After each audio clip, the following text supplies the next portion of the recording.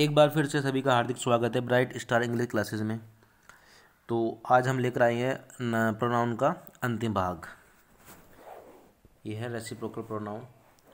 Reciprocal pronoun होता क्या है, बेसिकली ये जान लेते हैं। सबसे पहले इसमें दो चीज़ें आती हैं हमारी, एक वन अनोदर, एक ईच अदर। ये दो चीज़ें हैं। सबसे पहले हम जान लेते हैं जो ईच अदर है, ईच अदर ओनली दो लोगों के लिए यूज होता है और वन अनोदर 2+ के लिए यूज होता है। राइट, देखिएगा सेंटेंस देखिएगा, why are we fighting with one another. Why are we fighting with one another या ईच अदर, यहाँ पर दोनों को हम यूज कर सकते हैं। ठीक है, अगर वहाँ पर दे रखा है कि दो ही लोग हैं, राइट, तब वहाँ पर क्या आएगा, ओनली ईच अदर आएगा। वहाँ पर हमें मेंशन नहीं है कितने लोग हैं, तो वहाँ पर हम वन अनोदर ये दोनों में से कोई सा लगा सकते हैं। जैसे यहाँ पर देखिएगा, they married with each other, they married with each other. अब यहाँ पर आप they married with one another नहीं कर सकते हैं आप। ओके, वन अनोदर नहीं कर सकते क्योंकि दो के लिए ईच अदर आता है और दो से ज़्यादा के लिए वन अनोदर आता है। Right, it is the duty of all, it is the duty of all the people to love one another. अब देखो प्यूपिल में कभी एस नहीं लगता, ये बात आप जान लीजिए। अगर प्यूपिल में एस लग जाता है तो उसका अर्थ क्या बन जाता है, उसका अर्थ बन जाता है फिर राष्ट्र। समझ गए, उसका अर्थ फिर क्या बन जाता है, राष्ट्र बन जाता है। तो it is the duty of all the people to love one another. अब देखो यहाँ पर पीपल की बात चल रही है। पीपल तो बहुत सारे होते हैं, एक तो पीपल होता नहीं है, कितने बहुत सारे होते हैं पीपल। तो अब उनकी बात चल रही है एक दूसरे से प्रेम करने की, तो वन अनोदर ही आता है जब प्लुरल फॉर्म में होते हैं तब। ओके, आगे देखिएगा। अब हमारा रिलेटिव प्रोनाउन। रिलेटिव प्रोनाउन होता क्या है, बेसिकली जितने भी हमारे क्वेश्चन वर्ड होते हैं, जितने भी डब्ल्यू से स्टार्ट होते हैं हमारे, तो ये सारे क्या होता है, रिलेटिव वर्ड होता है। रिलेटिव मतलब किसी चीज़ को रिलेट करना। ठीक है, कैसे रिलेट करते हैं, देखिए, ही is the person who help me. अब क्या है ना, जहाँ पर रिलेटिव प्रोनाउन आता है, रिलेटिव प्रोनाउन से पहले जो भी सब्जेक्ट आता है उसके बाद में जो वर्ब होती है वो उसी के अकॉर्डिंग होती है। किसके, इस पर्सन के अकॉर्डिंग हेल्प आई है। ठीक है, समझ गए। मतलब जो रिलेटिव प्रोनाउन होता है, रिलेटिव प्रोनाउन से जस्ट बिफोर जो पर्सन होता है, जो सब्जेक्ट होता है, उसके जो जस्ट आफ्टर वर्ब आती है वो इसके ही अकॉर्डिंग आती है। समझ गए। देखिएगा पर्सन, यहाँ पर समझ लीजिए चार्ट बना रखा मैंने। देखो पर्सन है, हु है, ठीक है। अब हुज पजेसिव के लिए, होम ऑब्जेक्ट है इसका।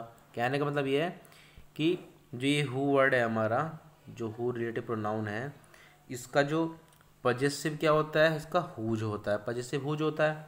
ओके, और ऑब्जेक्ट क्या होता है इसका, होम होता है। ऑब्जेक्ट इसका होम होता है। समझ गए। हु माने क्या होता है, कौन, हुज माने किसका, और होम माने किसको। ये ऑब्जेक्ट के रूप में काम करता है, जैसे यहाँ भी इसको मेंशन किया हुआ है, देख लीजिए। समझ गए। अब देखिएगा, जैसे यहाँ पर अगला सेंटेंस हमारा, Rahul is the person, Rahul is the person who met me yesterday. वो वही व्यक्ति है जिससे मैं कल मिला था, जो मुझे कल मिला था। ठीक है, हु मेट मी यस्टरडे, जो मुझे कल मिला था। अब यहाँ पर देखो एक चीज़ देखिएगा, Rahul is the person who met. अब जब हु आएगा ना रिलेटिव प्रोनाउन, तो इसके आगे तुरंत क्या मिलेगी आपको, वर्ब मिलेगी। क्या मिलेगी, इसके आगे आपको वर्ब मिलेगी। ये बात नोट कर लीजिए। आफ्टर हु क्या मिलेगी, वर्ब मिलेगी, और आफ्टर हुम क्या मिलेगा, सब्जेक्ट मिलेगा। हुम के बाद हमें सब्जेक्ट मिलेगा। क्यों, क्योंकि हुम ऑब्जेक्ट है, इसके बाद सब्जेक्ट चाहिए, और हु क्या सब्जेक्ट है, इसके बाद हमें वर्ब चाहिए। समझ गए। सब्जेक्ट के बाद हमें क्या चाहिए होती है, देखो सीधी सी बात है, अगर कहीं सब्जेक्ट दे रखा है तो उसके बाद हमें वर्ब भी तो चाहिए। तो हु क्या है, सब्जेक्ट है, तो इसके बाद हमें सीधी वर्ब चाहिए, जो कि मैट दे रखी है। ओके, अब हुम क्या है, ऑब्जेक्ट है। ठीक है, ऑब्जेक्ट के बाद सीधी हमें क्या चाहिए होता है, सब्जेक्ट चाहिए होता है। जैसे देखो, Rahul is the person who met me yesterday. Rahul वही व्यक्ति है जो मुझसे कल मिला, जो मुझे कल मिला। अब यहाँ पर Rahul is the person whom I met yesterday, और राहुल वही व्यक्ति है जिसको मैं कल मिला। मतलब यहाँ पर काम कौन कर रहा है, आई कर रहा है। आई काम कर रहा है ना, यहाँ पर कौन काम कर रहा है, ये हु काम कर रहा है, मिलने का काम। कहने का मतलब वही, ये वाला जो वर्क है, ये वर्क कौन कर रहा है, ये हु कर रहा है, और ये वाला जो वर्क है, ये वर्क कौन कर रहा है, ये वाला आई कर रहा है। ठीक है, तो इसलिए आई कर रहा है तो यहाँ पर हुम आया है। ठीक है, वो यहाँ पर देखो हु कर रहा है, समझ रहे हैं, तो यहाँ पर हु आया, मतलब कि सब्जेक्ट है तो सब्जेक्ट ही आना है। तो समझ के ये ऑब्जेक्टिव केस है, तो इसलिए यहाँ हुम आया है। ठीक है, इसको मिलने की बात चल रही है। नेक्स्ट देखिएगा, मोहित इज द बॉय हुम रोहित अब्यूज्ड लास्ट नाइट। आप देखो समझिए, मोहित इज द मोहित, वही मोहित लड़का है वही जिसको रोहित ने क्या किया, एब्यूज़ किया लास्ट नाइट, पिछली रात उसने उसको एब्यूज़ किया। समझ गए, मतलब रोहित वही लड़का है जिसको रोहित ने एब्यूज़ किया, मतलब रोहित ने जो एब्यूज़ किया वो किसको किया, इसको किया, मतलब होम रोहित एब्यूज़, जिसको, मतलब जिसको रोहित ने एब्यूज़ किया। समझ गए कि क्यों आया यहाँ पर होम, क्योंकि आगे सब्जेक्ट है। समझ गए, आगे देखिएगा, Mohit is the boy who abuse Rohit. अब देखो मोहित द बॉय हु, अब यहाँ पर देखिएगा एब्यूज कौन कर रहा है यहाँ पर, ये एब्यूज कौन कर रहा है, ये जो बॉय है ना, ये खुद जो हु है ये इस बॉय के लिए आया है। सबसे पहली बात, जो हु सब्जेक्ट है, जो हु ये हमारा रिलेटिव प्रोनाउन है, किसके लिए आता है, अपने से पीछे वाले एंटीसीडेंट जो होता है इसका, उसके लिए आता है। तो उसने क्या किया, एब्यूज किसको किया, रोहित को एब्यूज किया। समझ गए, लास्ट नाइट, तो इसलिए यहाँ पर ये आया। ठीक है, आगे देखिएगा, अब देखिएगा सब्जेक्ट के अकॉर्डिंग ही वर्ब आती है, ये बात समझिएगा। ठीक है, और होम भी जो है किसके अकॉर्डिंग आता है, सेकंड सब्जेक्ट के अकॉर्डिंग आता है। अब नेक्स्ट सेंटेंस को देखिएगा, Ravi is the person who I met, और रवि वही पर्सन है जिसको मैं मिला। ठीक है, क्योंकि यहाँ सब्जेक्ट है, इसके पहले हु आया, right. Yesterday was the actor himself. समझ गए, अब देखो yesterday was the actor himself. अब देखो यहाँ पर इस सेंटेंस को इसी से जोड़ा हमने, ये सेंटेंस पूरा यहाँ तक है, यहाँ से लेके यहाँ तक। ठीक है, हम समझ गए, Ravi is the person who I met yesterday was the actor himself. समझ गए, तो यहाँ पर जो वाज है किसके लिए आया है, समझ गए, किसके लिए आया है, देखो हु के लिए आया, आई मेट, आई की वर्ब क्या है, ये है। ठीक है, समझ गए ना आप। आगे देखिएगा, मोनिका इज द गर्ल हुम I think you can trust. मतलब मोनिका वही लड़की है, वो लड़की है मैं जिस पे समझता हूँ कि आप विश्वास कर सकते हो, जिस पर विश्वास कर सकते हो। तो किसी पर विश्वास करने की बात चल रही है, तो वर्क कौन कर रहा है, वर्क तो ये कर रहा है, यू कैन ट्रस्ट, क्या ट्रस्ट करने का वर्क ये कर रहा है, लेकिन किस पर ट्रस्ट करने की बात चल रही है, होम पर बात करनी चलिए। यहाँ पर हु करते तो हु के आगे फिर आई नहीं आता। समझ गए, तो इसलिए यहाँ पर ऑब्जेक्ट का रूप हमने दिया। समझ गए, अगर यू कैन ट्रस्ट, तुम किसी पर ट्रस्ट करोगे तो किस पर करोगे, आई थिंक मैं समझता हूँ, किस पर करोगे, इस पर करोगे, तो इसलिए यहाँ पर ऑब्जेक्ट का रूप में आया ये। ठीक है, समझ गए, आगे देखिएगा, Rahul is the person who I think had stolen the ring. अब देखो राहुल जो है ना वही पर्सन है जिसको मैं समझता हूँ, जिसको मुझे मानता हूँ कि हाँ ऐसा है कि हैड स्टोलन द रिंग। समझ गए, मतलब जिसने क्या चुराई है, घड़ी, जिसने क्या अंगूठी चुराई है। Rahul is a person who, मतलब जिसने काम किया। अब देखो यहाँ पर वो सेंटेंस दोनों एक से आ रहे हैं ना, पिछला सेंटेंस भी इस तरीके था कुछ। अब देखिए यहाँ पर मेन चीज़ क्या है, Rahul is a person who, अब आई थिंक मतलब मैं समझता हूँ कि ये काम किसने किया है, इसने किया है। समझ गए, यहाँ वर्ब की बात है, जैसी वर्ब है यहाँ पर उसी हिसाब से यहाँ हमारा रिलेटिव प्रोनाउन दिया जाएगा। ठीक है, तो यहाँ पर सब्जेक्ट की आवश्यकता थी, ठीक है, और वहाँ पर ऑब्जेक्ट की आवश्यकता थी। अब देखिएगा, the person whom I met last night was my classmate. समझ गए, क्यों आया यहाँ पर, हूम क्यों आया, आई मेट जो क्या है वो मेरा क्लासमेट है, ऑब्जेक्ट बन गया ना। He is the person who I met last night was my classmate. समझ गए, आगे देखिएगा, she is the woman who every day is benign and magnanimous. मतलब ये एक वही वुमैन है जो प्रत्येक को जानती है, मतलब जिसको प्रत्येक जानता है। ठीक है, अब यहाँ पर देखो क्या है, यहाँ पर हमें होम कर देना चाहिए। क्या कर देना चाहिए यहाँ पर, होम, क्योंकि शी इज़ द वुमैन, ये वही वुमैन है हु एवरीबडी नोज। अब देखो हु एवरीबडी नोज कैसे जाएगा भाई, हु मतलब जो सबको जानता है, सबको जानती है, ऐसा थोड़ा ना कहेंगे। मतलब यहाँ पर ये कहना पड़ेगा हमें, ये वही औरत है जिसको सब जानते हैं, एवरीबडी नोज, किसको, हुम। मतलब यहाँ पर हमें हुम की आवश्यकता है, ना कि हु की। समझ गए, तो आगे देखिएगा,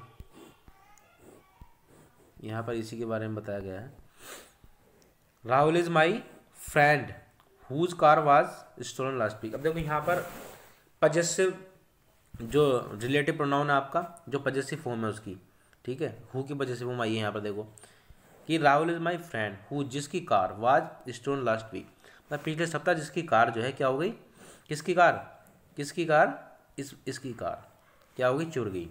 समझ गए। देखिएगा आगे,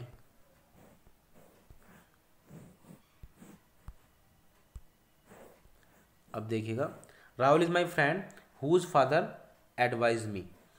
और Rahul is my friend whose father, किसके फादर, किसके father, Rahul is my friend whose father, इसके फादर। मैंने क्या कहा ना, जब भी रिलेटिव प्रोनाउन आता है तो वो अपने एंटीसीडेंट से ही रिलेट होता है, ठीक है। तो एंटीसीडेंट क्या ये है, एंटीसीडेंट का मतलब होता है उससे बिल्कुल जस्ट पीछे वाला। समझ गए आप। अब देखते हैं द सेम के बारे में। अब देखिएगा द सेम, द सेम, समझ गया द सेम के बारे में। Deepak is the same person who cheated me last month.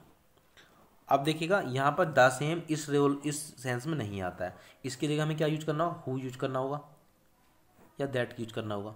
यहाँ पर दैट यूज करना होगा, क्योंकि जब भी द सेम आता है, जब भी द सेम आता है तो द सेम के आगे हमें दैट लगाना होता है। समझ लीजिएगा, द सेम हमेशा अपने आगे क्या लेता है, relative pronoun that. The same के आगे हमेशा रिलेटिव प्रोनाउन क्या आएगा, दैट आएगा, ठीक है। समझ गए, द सेम हो गया, द ओनली हो गया, ये सब चीज़ों के बाद दैट आएगा। समझ गए, या एज भी आ सकता है, एज भी आ सकता है, ठीक है। अब देखिएगा, the same that when a verb is clearly given और as when a verb is not given. मतलब दो भी कंडीशन है यहाँ पर कि द सेम के बाद दैट कब आना है और एज कब आना है। कब आना है, देखो दैट कब आना है और एज कब आना है। अगर वर्ब क्लियरली वे में दे रखी है तो हमारा दैट आएगा, और अगर वर्ब क्लियर नहीं दे रखी है तो क्या आएगा, एज आएगा। समझ लेते हैं उदाहरण से। This is the same house that I lived in. अब देखो, this is the same house that I lived in, यहाँ पर वर्ब एज वर्ब गिवन है, ये वर्ब गिवन है यहाँ पर, तो हमने दैट का यूज किया है, बिल्कुल राइट है। This is the same dress as mine. समझिएगा बड़े जोर से, बड़े अच्छे समझिएगा। This is the same dress, the same आया है, इसके साथ देखो ड्रेस के आगे वर्ब तो नहीं है, नहीं है ना वर्ब, नहीं है ना वर्ब, यहाँ पर देखो कहीं भी आगे वर्ब नहीं दे रखी है, तो इसलिए यहाँ पर एज का प्रयोग है। समझ गए। जब द सेम के साथ में क्या नहीं होती है, द सेम के आगे द सेम, जैसे यहाँ पर दे रखा है देखो द सेम, द सेम, ठीक है। इसके आगे हमें ये जो रिलेटिव प्रोनाउन लगाना होता है, इसके आफ्टर, इसके आगे एक वर्ब होनी चाहिए, तब तो दैट है, वरना एज है। समझ गए। देखिए द ओनली भी यही रूल है। देखो द ओनली के आगे भी हमें क्या करना होता है, द ओनली के आगे हमें हु का प्रयोग नहीं करना होता है, रिलेटिव प्रोनाउन यहाँ पर दैट का यूज होता है। द ओनली जब कभी भी सेंटेंस में आएगा तो उसके आगे हु नहीं आएगा, दैट आएगा, ठीक है। आगे देखिएगा, मैं बता देता हूँ किस किस के साथ दैट आता है। द सेम है, ठीक है, the same, the only, none, nothing, everything, all, the little, a few, इन सब के आगे हम दैट का यूज़ करेंगे। समझ गए। ये जितने भी वर्ड हैं, ये अगर वर्ड आते हैं तो इनके आगे हमें दैट का यूज़ करना होता है। समझ गए आप। और कुछ यहाँ पर नहीं लगेगा। देखो, all which glitters is not gold, जितनी चमकने वाली चीज़ें होती हैं सब क्या नहीं होती, गोल्ड नहीं होती हैं, ठीक है। तो देखो यहाँ पर क्या आना चाहिए, यहाँ पर दैट आना चाहिए। समझ गए। अब देखो एवरीथिंग, यहाँ एवरीथिंग आया है, एवरीथिंग विच, एवरीथिंग के आगे विच नहीं आ सकता, क्या आएगा यहाँ पर, दैट का यूज़ करना होगा हमें, ठीक है। जैसे यहाँ पर देखो I gave him the little money, और लिटिल मनी आ गया, द लिटिल मनी आ गया यहाँ पर, तो यहाँ पर विच, यहाँ पर विच यहाँ पर नहीं आएगा, यहाँ पर दैट का यूज हमें करना होगा, क्योंकि द लिटिल है यहाँ पर, द लिटिल के आगे विच नहीं आता है, हमने पहले भी पढ़ाया है, द लिटिल के आगे हमेशा दैट ही आएगा। समझ गए। आगे देखिएगा, आगे देखिएगा, एवरीवन और एवरीथिंग, ठीक है। एवरीवन आए या एवरीथिंग आए तो इसमें क्या करेंगे, देखो यहाँ पर भी दैट का यूज करेंगे, विच का यूज हम नहीं करेंगे, ठीक है।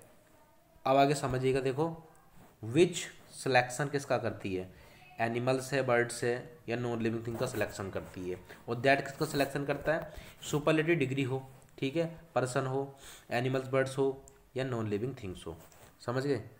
इन सब का सिलेक्शन करते हैं। आगे देखिएगा, अब देखो who is your brother in this queue. अब who is your brother in this queue example है, ठीक है। अब विच इज योर ब्रदर, मतलब इस क्यू में तुम्हारा कौन है, भाई कौन है, समझ गए। अब this is the horse who won the race.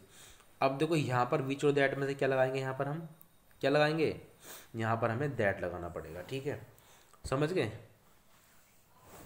अब यहाँ पर चूज करने की बात चली, जब चूज किया जाता है तो विच से ही किया जाता है, किसी को चूज करते हैं तो विच से करते हैं, समझ गए। देखो जैसे कि this is the horse, this is the horse, this is the horse which won the race, which won the race last night out of 50। तो यहाँ पर क्या है, देखो चूज करने की बात चल रही है ना। अब यहाँ पर क्या आना चाहिए, दैट आना चाहिए, विच आना चाहिए। चूज करने की बात चल रही है तो आप विच लगा सकते हैं। देखो Sultan is the strongest wrestler that can beat anyone inside the ring. अब यहाँ पर देखो द स्ट्रोंगेस्ट है, मैंने कहा ना सुपरलेटिव डिग्री जब आती है तो वहाँ पर दैट का यूज करना होता है, समझ गए नहीं समझ गए। जब किसी सेंटेंस में सिलेक्शन सुपरलेटिव डिग्री का हो तो दैट का यूज होता है, ये मैंने यहाँ मेंशन भी किया हुआ है, आप देख सकते हैं। जब किसी भी सेंटेंस में सुपरलेटिव डिग्री का प्रयोग होता है तो वहाँ पर हमें किसका यूज करना पड़ता है, दैट का यूज करना होता है। जैसे कि यहाँ पर सुपरलेटिव डिग्री दे रखी है स्ट्रोंगेस्ट रेसलर, तो यहाँ पर दैट का इस्तेमाल हमें करना है, जो कि बिल्कुल ठीक है, समझ गए। आगे देखते हैं। देखिए this is the fastest horse, ठीक है, that won the race last night out of 20। तो ये वही वाला सेंटेंस है बिल्कुल। This is the best that, अब देखो द बेस्ट है, यहाँ पर दैट आएगा। मतलब जहाँ जहाँ भी ये सुपरलेटिव डिग्री आनी है, देखो सुपरलेटिव डिग्री जहाँ भी आएगी तो उसके आगे हमें दैट का यूज़ करना होगा, समझ गए। बहुत छोटे रूल लेकिन बड़े काम के हैं ये। अब देखिएगा it plus B plus pronoun subjective form में, मतलब इट आए और बी फॉर्म आए, ठीक है, और फिर प्रोनाउन आए, ठीक है। कैसे आएगा, इट इज़ मी, तो यहाँ पर इट इज़ के बाद मी नहीं आएगा, इट इज़ आई होता है, इट इज़ आई। मतलब इट आ जाए, बी फॉर्म आ जाए, फिर प्रोनाउन आ जाए, या सब्जेक्टिव फॉर्म में कोई प्रोनाउन आ जाए या कुछ भी आ जाए, ठीक है, सब्जेक्टिव फॉर्म होना चाहिए, ठीक है। तो इसमें क्या करते हैं ना, इट इज़ आई, इट से स्टार्ट जब कोई सेंटेंस होता है ना, it is I, it is we, तो वहाँ पर क्या करना होता है, हमें वहाँ पर सब्जेक्टिव केस चाहिए होता है, ना कि ऑब्जेक्टिव केस। समझ गए नहीं समझ गए आप। देखो यहाँ पर noun pronoun reflexive pronoun verb, अब यहाँ पर देखो क्या दे रखा है, समझिएगा। if a noun pronoun is used before a relative pronoun, verb comes after it, verb must according to that noun or pronoun। देखो अगर कोई नाउन या प्रोनाउन यूज किया जाता है बिफोर अ रिलेटिव प्रोनाउन, ठीक है, तो जो वर्ब आती है वो उसके बाद जो वर्ब आती है वो किसके अकॉर्डिंग होनी चाहिए, किसके अकॉर्डिंग, नाउन और प्रोनाउन के अकॉर्डिंग होनी चाहिए। जैसे दे रखा है यहाँ पर, यह मेंशन किया है, those who violates against the law should be send behind the bars, ठीक है। तो व्यूलेट्स में पहले यहाँ ऐसा हटाएंगे हम, ठीक है, मतलब जो भी उल्लंघन करता है लॉ का तो उसको कहाँ जब भेज देना चाहिए, कहाँ, जेल में भेज देना चाहिए। अब देखो यहाँ पर देखो नेक्स्ट ये रहेगा, please offer the seat to anyone who needs it more than you do. अब क्या देखो यहाँ पर क्या ना, ये करा कि प्लीज ऑफर द सीट, उसको सीट दीजिएगा जिसको तुमसे ज़्यादा ज़रूरत है सीट की। तो एनीवन तो यहाँ आ नहीं सकता, हमने पीछे पढ़ा है, हमने पीछे कौन से प्रोनाउन में पढ़ा है, हमने डिस्ट्रीब्यूटिव प्रोनाउन में हम पढ़ चुके हैं इस चीज़ को, कि इस प्रोनाउन में हम क्या करते हैं, जब एनी आता है किसी भी शब्द से पहले देखो एनी लग जाता है, एनी वन हो, एनी थिंग हो, एनी मोर, मतलब इन सब के साथ में निगेटिव सेंस यूज हम नहीं करते हैं। मतलब निगेटिव सेंस जब ये इन सेंटेंस में हम निगेटिव सेंस का यूज नहीं कर सकते हैं, ठीक है। यहाँ पर एक जनरल वे में बात चल रही है, एनी वन नहीं है, यहाँ पर सम वन होता है, किसी को, यहाँ पर एनी वन तो नहीं आना चाहिए, किसी की बात चल रही है ना, तो यहाँ पर सम वन, और एनी वन निगेटिव सेंस में आता है, और ये एनी वन जो है जब भी आएगा निगेटिव सेंस में आएगा। यहाँ पर निगेटिव सेंस की तो बात ही नहीं चल रही है, यहाँ निगेटिव सेंस की कोई बात ही नहीं चल रही है, यहाँ पर आना चाहिए सम वन। और एनी वन कब आएगा, जब कोई किसी सेंटेंस में निगेटिव सेंटेंस में आता है, जब कोई निगेटिव सेंस की बात चलती है तब, ठीक है। आगे देखते हैं, देखो those who has no previous work experience has also applied for this post, ठीक है। अब देखो दोज हु हैज़, अब हु से पहले क्या आया, रिलेटिव प्रोनाउन से पहले एंटीसीडेंट क्या है, दोज है, क्या प्लूरल है, तो इसके बाद में वर्ब भी तो हमें प्लूरल चाहिए नहीं चाहिए, यहाँ पर हैव होना चाहिए, ठीक है, समझ गए नहीं समझ गए। ऐसे यहाँ पर एक्सपीरियंस हैज़ ऑल्सो अप्लाइड, अब यहाँ भी हैव आएगा, राइट। अब देखो वन ऑफ के बाद, वन ऑफ के साथ कोई भी नाउन प्लूरल होना चाहिए। वन ऑफ जब भी आएगा तो वन ऑफ के बाद में हमेशा प्लूरल फॉर्म ही आती है, ये बात आप समझ लीजिए, हमेशा प्लूरल फॉर्म आती है वन ऑफ के बाद में। Rahul is the only one of those players, ठीक है, one of those players who have. अब देखो समझने की बात यहाँ पर ये है, वन ऑफ के बाद सब मतलब वन ऑफ के बाद जो नाउन आएगा या प्रोनाउन आएगा वो तो प्लूरल होगा, लेकिन जो वर्ब होगी वो सिंगुलर होगी। अब वो क्यों होगी सिंगुलर, वो इसलिए होगी, देखो वन ऑफ, वन ऑफ मान लो हमने दोज लिखा, तो वन है ना यहाँ पर, इन सब में से इसकी एक की बात चल रही है, इन सब में से इस एक की बात चल रही है, इसलिए वर्ब सिंगुलर आती है, समझ गए। और द ओनली के साथ हमेशा दैट का यूज होता है, ये मैं पहले ही बता चुका हूँ, ये मैंने पहले ही मेंशन किया हुआ है, ठीक है। आगे this is one of her novels. अब देखो मैंने क्या कहा, वन ऑफ के बाद में क्या आना चाहिए, प्लूरल ऑब्जेक्ट आना, प्लूरल सब्जेक्ट आना चाहिए, प्लूरल नाउन या प्रोनाउन आना चाहिए, तो नोवेल्स करना पड़ेगा, यहाँ नोवेल्स करना पड़ेगा। और क्या कहा था, वन ऑफ के बाद हु ना आकर यहाँ पर क्या आ जाएगा, दैट आना पड़ेगा। क्यों, क्योंकि नोवेल्स के लिए हु क्यों आएगा, नोवेल्स कोई इंसान या कोई ह्यूमन थोड़ी ना है, ये क्या, ये देख ये एक नॉन लिविंग थिंग है, तो इसके लिए दैट का यूज करना होगा, नोवेल है तो दैट आएगा, ठीक है। और यहाँ पर क्या आएगा, अब देखो नोवेल्स की बात चल रही है, दैट नोवेल्स, तो यहाँ पर हैज आना चाहिए, समझ गए। This is the only one of her novels, this is the only one of her novels, इनमें से किसी एक नोवेल की बात चल रही है, ठीक है, तो यहाँ पर हैव ना आकर हैज का यूज किया जाएगा, ठीक। अब देखो आगे, Chetan is one of the my friends who have purchased a flat in the city. अब देखो one of my friends who has purchased, तो यहाँ पर क्या आना चाहिए, हु हैज परचेज्ड आना चाहिए, ना कि हु हैव परचेज्ड, यहाँ पर ये कट जाएगा, ठीक है। अब समझ गए, देखो दैट को पजेसिव फॉर्म में यूज नहीं कर सकते हम, दैट को पजेसिव फॉर्म में यूज नहीं होता है। This is the elephant whose tusk was broken last night, ठीक है। अब यहाँ पर हुज टस्क, जिसकी टस्क, या टस्क ऑफ विच, ठीक है, टस्क ऑफ विच कर सकते हैं, या ऑफ विच टस्क कर सकते हैं यहाँ पर, तो ये हुज तो नहीं आएगा, यहाँ पर ये दोनों चीज़ों में से कर सकते हैं, ठीक है। अब देखो सबसे इज द रिवर हुज, अब यहाँ पर भी देखो हुज का प्रयोग नहीं होगा, क्योंकि रिवर है ना, रिवर के लिए विच का प्रयोग होगा, या वो विच ओरिजिन कह सकते हैं यहाँ पर, समझ गए। चीज़ों को समझते हुए चलेगा, बड़ी इंपॉर्टेंट चीज़ें, छोटी हैं लेकिन बहुत इंपॉर्टेंट है, छोटी छोटी चीज़ें ही हमें आगे बढ़ना सिखाती हैं। तो देखिएगा the man and his dog, अब देखो यहाँ पर रिलेट करना सीखते हैं हम, रिलेट कैसे कैसे, देखिए जब एनिमल और मैन साथ साथ जब साथ साथ किसी सेंटेंस में आ जाते हैं, तो उसके लिए हम सबसे पहले किसका यूज करना पड़ेगा, हमें दैट का यूज करना पड़ेगा, हु नहीं आएगा यहाँ पर, ठीक है, ये बात आप समझ लीजिएगा, यहाँ पर हु का प्रयोग नहीं होगा, ठीक। अगर पर्सन और मैंने ये आपको बता दिया एक उसमें आते हैं, तो इसके लिए हमें दैट आएगा, क्योंकि इस तरह के वाक्य में रिलेटेड प्रोनाउन अपने नियर अबाउट नाउन के अकॉर्डिंग ही यूज होता है, समझ गए। अब देखो अगर वाक्य में तीनों चीज़ें आ जाएं तब क्या करेंगे, पर्सन भी आ जाए, एनिमल भी आ जाए, और नो लिविंग थिंग भी आ जाए, तीनों चीज़ें आ जाए तो कैसे यूज होगा, देखिएगा आगे। The man with a cow who that, अब तो हु की जगह यहाँ पर दैट आ जाएगा, इस हु की जगह पर यहाँ पर क्या आ जाएगा, दैट आ जाएगा, ठीक है। Enter the farm was driven out, ठीक है, बाय द फार्मर। अब विद से कनेक्ट करेंगे तो समझ गए, तो क्या होगा, फिर वाज का यूज करेंगे हम इसमें, क्योंकि सेंटेंस के अकॉर्डिंग यूज करेंगे, सब्जेक्ट उसके अकॉर्डिंग यूज करेंगे। तो द मैन है यहाँ पर, द मैन के लिए वाज आया है, ठीक है, सॉरी द मैन के लिए वाज नहीं है, द मैन ने तो काम किया है ना, ये द मैन के लिए ही आया, द मैन ने काम किया है, लेकिन किसको किया गया,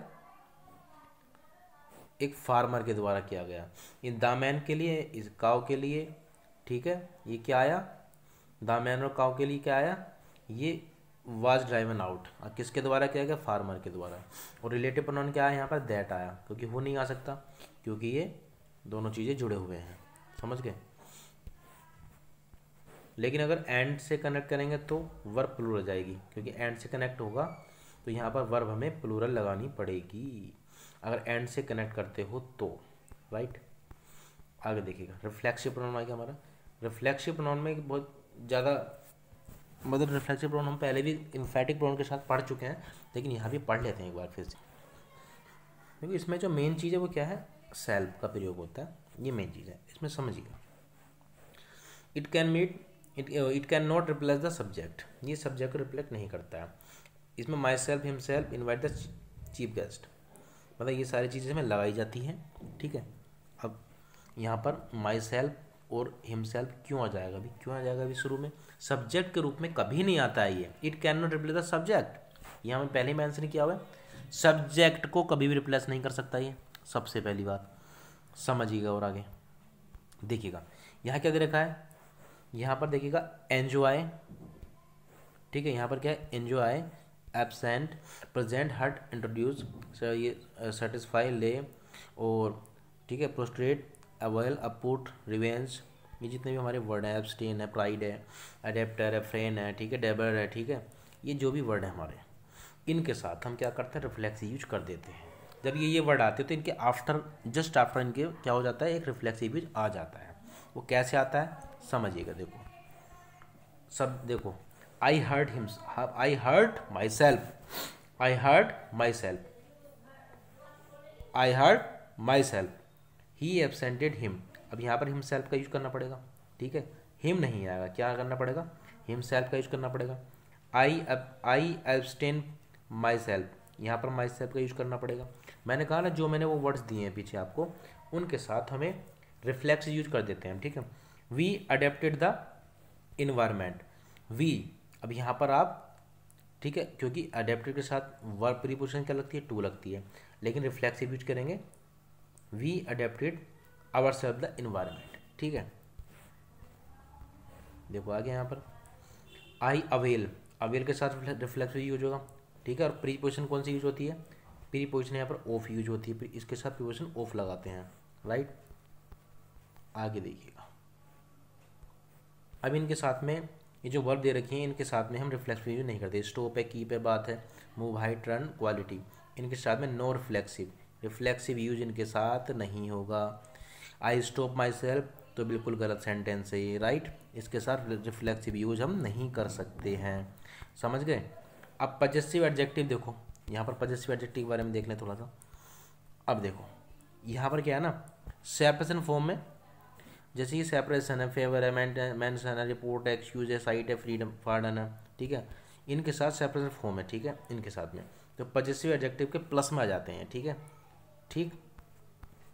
अब देखिएगा, अब आई do not want your excuses, I don't want your excuses, तो यहाँ पर क्या है, पजेसिव एडजेक्टिव है यहाँ पर, तो इसके साथ ही आ गया एक्सक्यूज फ्रॉम यू, समझ गए। आगे if you want this job you will need my favour, तो फेवर फ्रॉम मी, ठीक है, यहाँ पर इस तरीके से कर सकते हैं। अब यहाँ पर देखें, being an honest person I do not take bride, मतलब एक ऑनेस्ट पर्सन के होने के नाते, एक ऑनेस्ट पर्सन के होने के नाते मैं क्या, एक ऑनेस्ट पर्सन होने के नाते, देखिएगा, एक ऑनेस्ट पर्सन होने के नाते मैं क्या हूँ, मैं क्या नहीं ले सकता, मैं ब्राइब नहीं लेता हूँ, ठीक है, दोनों सेम है। Being a selfish person I do not like him, लेकिन मैं सेल्फिश पर्सन हूँ तो मैं तुम्हारी तरह नहीं हो सकता भाई, राइट। अब देखिए, being a selfish person nobody like me, ठीक है, अब यहाँ पर भी ऐसे ही, ठीक है, सेम है बिल्कुल।